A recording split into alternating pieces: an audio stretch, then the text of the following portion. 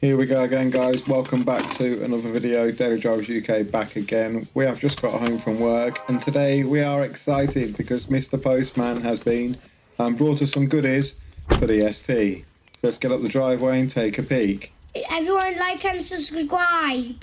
Really? Yes. Is that what you want to say? Yeah. Okay. Kid watches too much YouTube, I swear. Anyway, like and subscribe, like it says. Here are the two cars. 2003 Nissan Elgrand Japanese import family wagon, 3.5 V6, and the Ford Focus ST225 turbo, as you know. Now, in these two boxes are two brand new headlights. Go and watch the other video on my channel if you want to see them being fitted. I'll leave a link up in the top corner for you. Give it a click, and here's my YouTube channel here. So, like I said, and like the boy says, like and subscribe. The new channel's doing all right. Appreciate all the love on the channel. Thank you, guys. But today we swap out all the coolant hoses for some nice, sexy silicone blue ones from MK Motorsports. Big shout out to Chris Janner.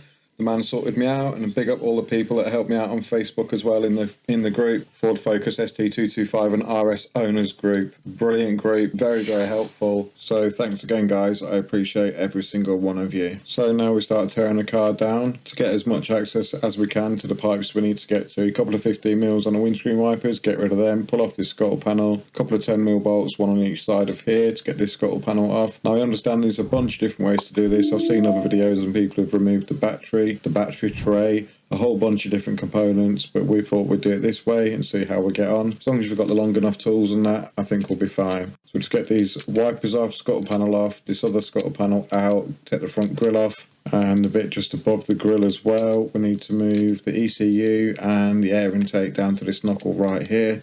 And that should give us enough room to get all the way around the engine bay to the pipes we need to get to. And this was a surprise. Look at these pipes down here. This is one that we're going to change, this T-piece here. Look how squashed that is. That's terrible. I did not expect to see that. Surely that's got to be restricting the flow of coolant. There's another one down here as well that's pancaked. Looks like it's been sucked in. Weird. I've never seen that before. So definitely time for the upgrade. And there's the two at the back for the heat matrix as well. So with them all removed, we can now crack on and try and get some of this coolant out of the car, complete flush. So let's go underneath. Another big shout out to my man Tom, aka The Legend, for helping me out with this once again. You have came through for your boy, and I appreciate everything you do, man. Thank you, thank you, thank you. So we start by taking off the bottom hose for the radiator and getting some of this fluid out. So here's The Legend Tom undoing that little bottom radiator pipe, and as you can see, it's starting to rain pink, and that must mean we're about to get wet. There we go, all down his sleeve, trying to catch some in the bucket as we go. Also a good idea to unscrew the top of the expansion tank just to let it all flow out a lot easier, and that's the last of the water just draining out right now. We also thought it was a good idea to fill the tank up with just some water from the hose and run the engine and just let the water pump run everything through and into the bucket. That way it's all cleaned out and fresh. We're not leaving any old coolant in the system, and we can top it up brand new fresh coolant when the job's all done. Once that's done, we can remove the second clip on the first hose and pull that hose completely off, and here's your first before and after of the bottom radiator hose. The first one that we're going to change is a big stack to do, but this is one of 7. And here's a bucket of mucky coolant. Yeah. And here we go, just screwing up tight the first radiator hose. It's going back on. We've pushed the top on, it's just pushing the bottom on, then we'll do it with Jubilee clips, get it nicer and tight. Big improvement, these blue hoses, they look so good. And that's that one all fitted nice and snug. Now we move on to the second one, which is this T-piece right here. As you can see, this is why we had to move the ECU out of the way, because it's just in the way. We need to flip it back over to the other side to get to the other end of the hose.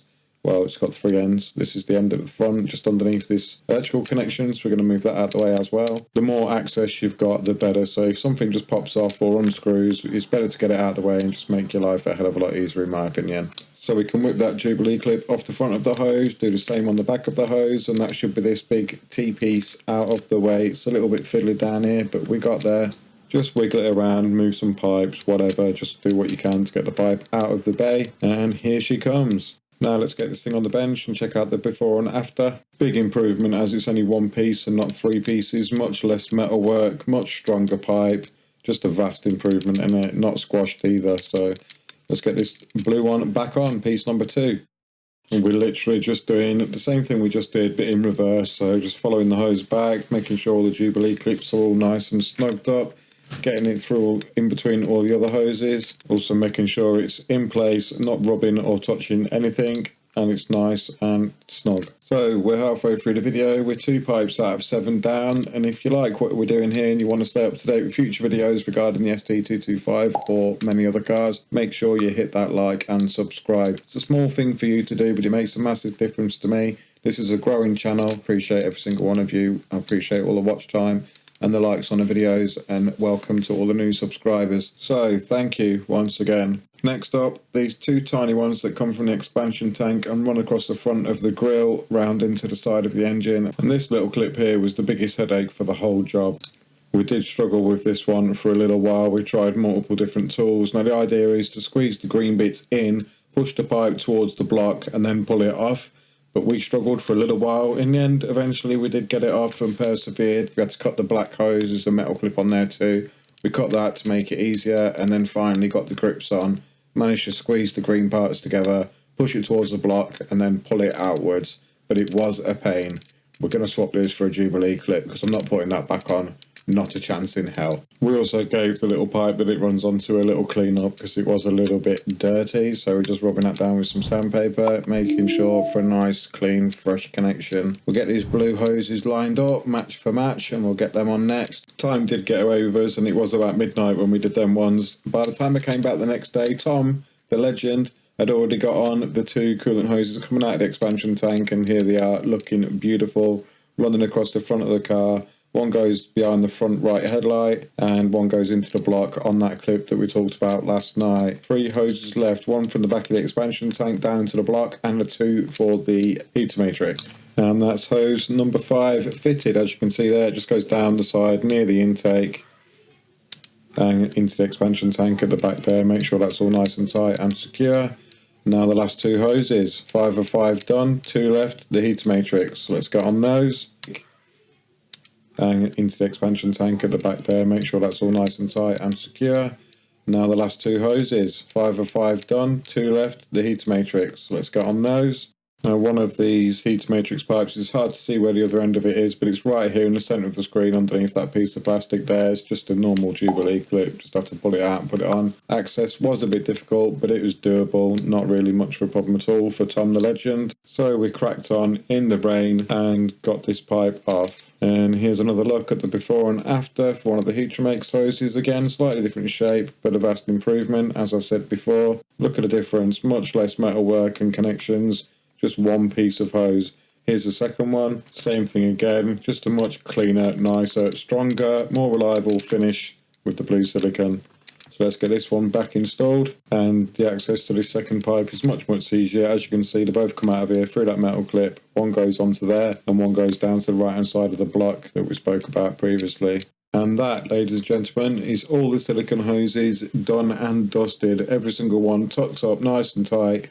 Double checked all the Jubilee clips to make sure they're all nice and snug, and that is blue silicone hoses running the whole length of the engine bay for the coolant. Job done, and it looks so much better in blue to match the paint of the car. We are going to have to swap these yellow hoses out that are on the intake. They were on the car when I got it. I'm not a huge fan, so they're probably going to go blue at some point as well, just so they all match and make my OCD happy.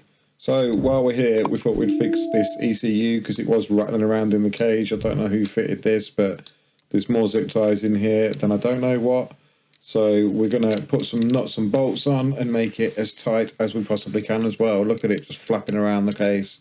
There we go, all bolted up, nice and tight. Tom the legend coming for again. Much better than zip ties, man. Much better. And here we are. The car is fully reassembled. The air intake back on.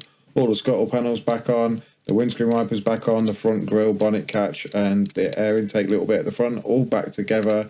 And this is what we are left with. Much cleaner, much better looking, and most of all, much more reliable set of hoses, as one of them burst and threw coolant all over my engine. And if you guys have any questions, feel free to drop a comment down below and I'll get back to you. I'm not a professional at all. We are learning as we go and doing the best we can for this ST225 to bring it back to life. So thank you once again for your time, ladies and gentlemen. I appreciate every single one of you. Like and subscribe to stay up to date and not to miss future videos from us. In the meantime, that's me, Daily Drivers out, and I'll see you on the next video. Cheers, my guys.